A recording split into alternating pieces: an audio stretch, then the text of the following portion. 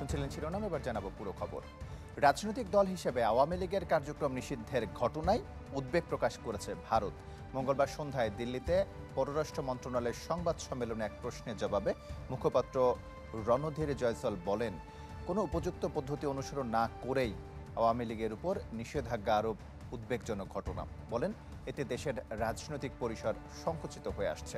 যত দ্রুত সম্ভব দেশে নির্বাচন আয়োজনেরও দাবি জানায় দিল্লি।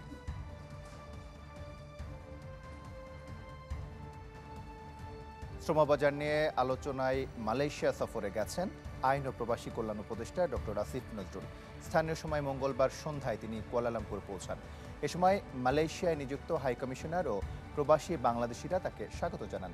বৃহস্পতিবার দেশটির মানব সম্পদ মন্ত্রীর সাথে বৈঠক করবেন তিনি। একই দিনে বৈঠকের কথা রয়েছে দেশটির স্বরাষ্ট্রমন্ত্রীর সাথেও।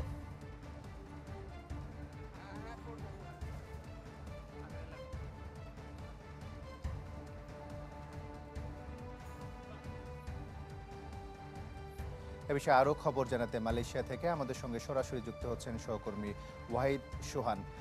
সোহান, উপদেষ্টার কর্মসূচির বিষয়ে জানাবেন এবং বৈঠকে কি কি বিষয় আলোচনা হতে পারে?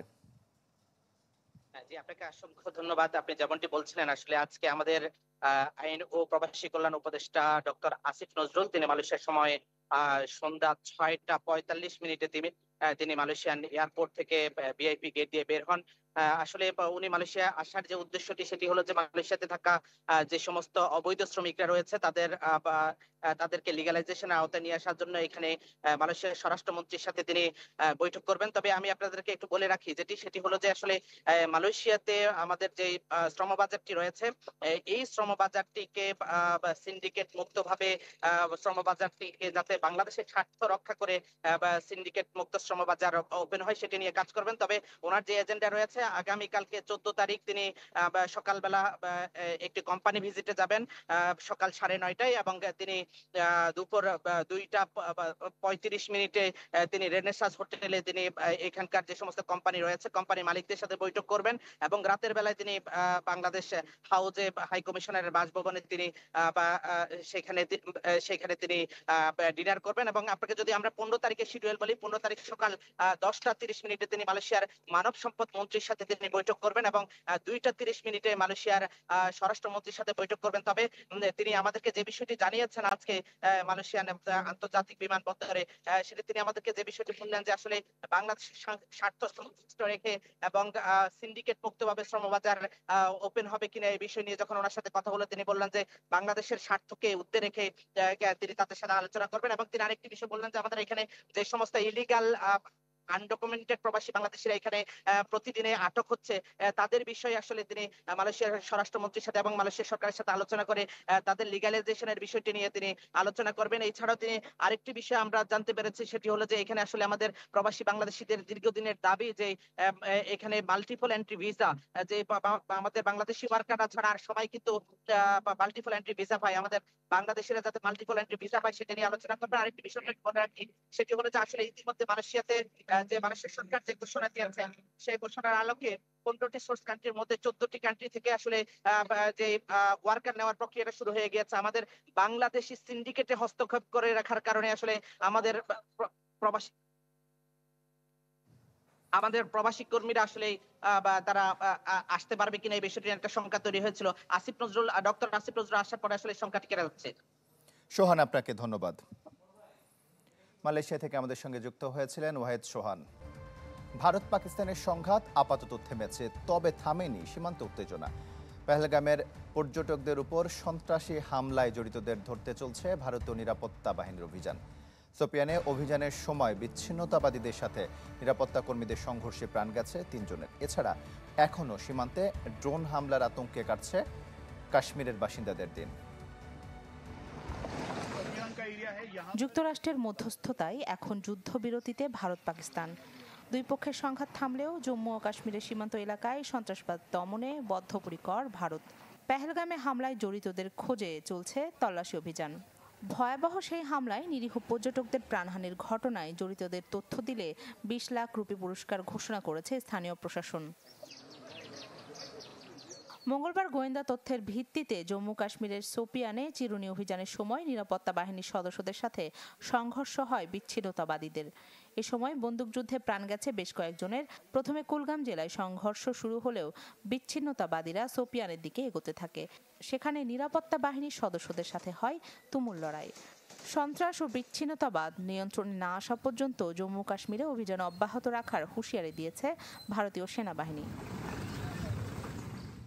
এদিকে পাকিস্তানের সাথে যুদ্ধবিরতি হলেও মঙ্গলবার ভোরে ভারত নিয়ন্ত্রিত কাশ্মীরে হয় বিস্ফোরণ। এতে ক্ষতিগ্রস্ত এলাকার বেশ কয়েকটি ঘর। বিস্ফোরণের পর থেকে সীমান্তে তৈরি হয়েছে থমথমে পরিস্থিতি। আরও হামলার শঙ্কায় কাটছে তাদের দিন। আমরা এখনো ভয় পাচ্ছি। দিনটা কোনোভাবে কাটাতে পারলেও রাতে হামলার ভয় থাকে। পাকিস্তানের সাথে সংঘাতের সময় আমাদের ঘরবাড়ি ক্ষতিগ্রস্ত হয়েছে। এগুলোর ক্ষতিপূরণ কে দেবে? আমি মোদী সরকারের কাছে বিচার চাই।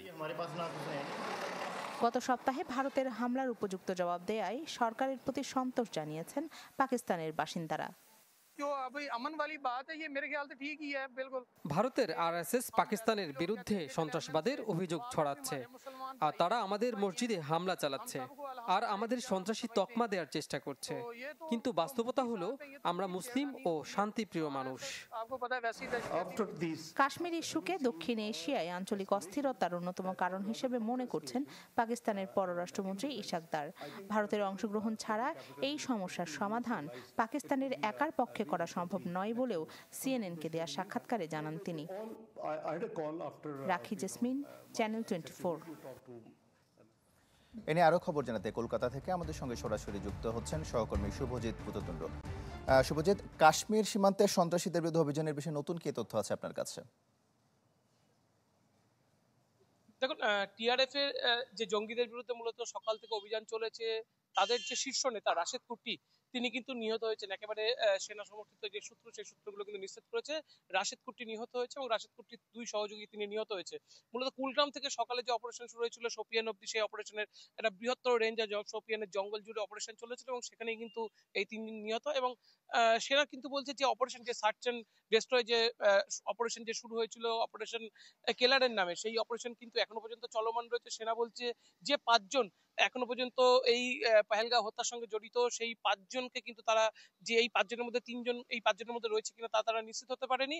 তাদের ছবি কিন্তু দেওয়া চলছে গ্রামবাসীদের মধ্যে। গত কাল থেকে কিন্তু লিফলেট বিলি করা চলেছে এবং আজ সকালে কিন্তু বিভিন্ন জায়গায় পোস্টার সাটা হয়েছিল এই জঙ্গিদের ছবি দিয়ে এবং তাদের মাথার দাম ধার্য করা হয়েছিল প্রায় 20 লক্ষ টাকা। এবং তারপরেই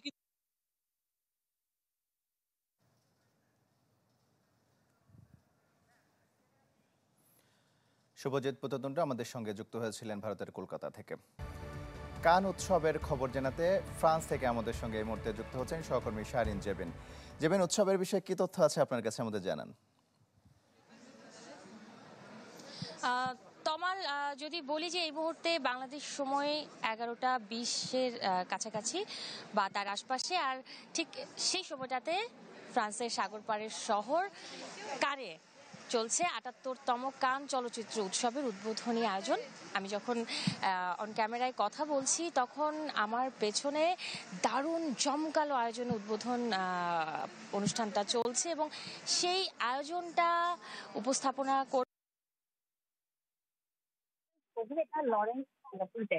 আমি যদি একটু আমার পেছনের আশপাশের পরিবেশটা আপনাদের দেখাই, সেই জায়গাতে যদি বলি যে দারুণ উৎসব মুখর পরিবেশ রয়েছে এই জায়গাতে। কান চলচ্চিত্র উৎসবে আসলে মূল যে আয়োজন সেটা ধারণ করার পারমিশন সবার থাকে না। কানস টেলিভিশনের সত্ত্ব নেওয়া থাকে, তাই সরাসরি আমি সেই জায়গাতে যেতে পারছি না। যতদূর পারছি আপনাদের সবাইকে দেখানোর চেষ্টা করছি, চ্যানেল 24-এর মাধ্যমে দর্শকদেরও দেখানোর চেষ্টা করছি।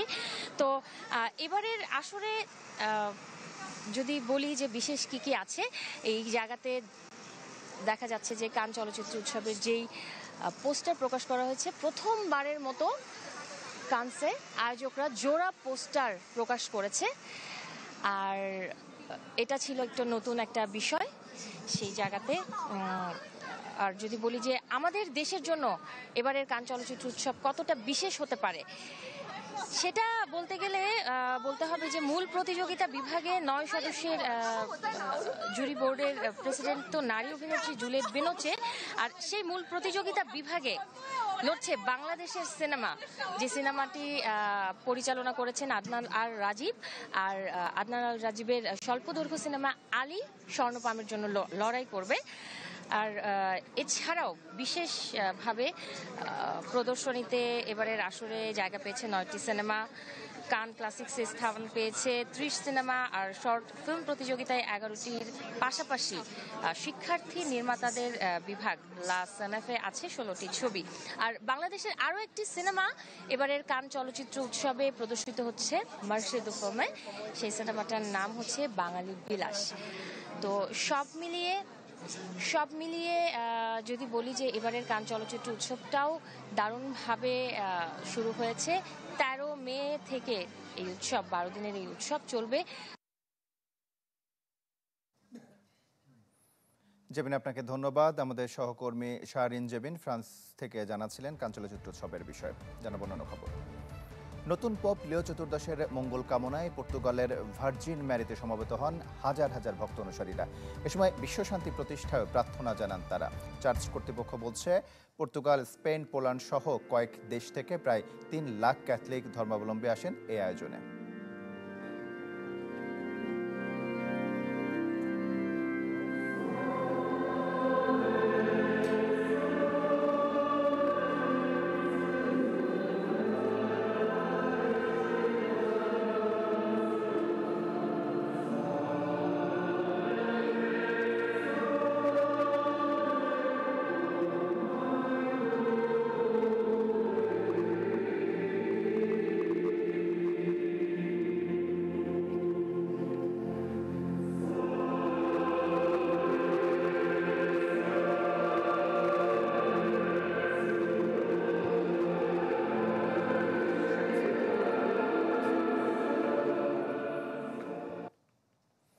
এই ছিল আজকের ইসলামী ব্যাংক পিএলসি ওয়ার্ল্ড নিউজ টুডেতে। এতক্ষণ সাথে থাকার জন্য ধন্যবাদ সবাইকে।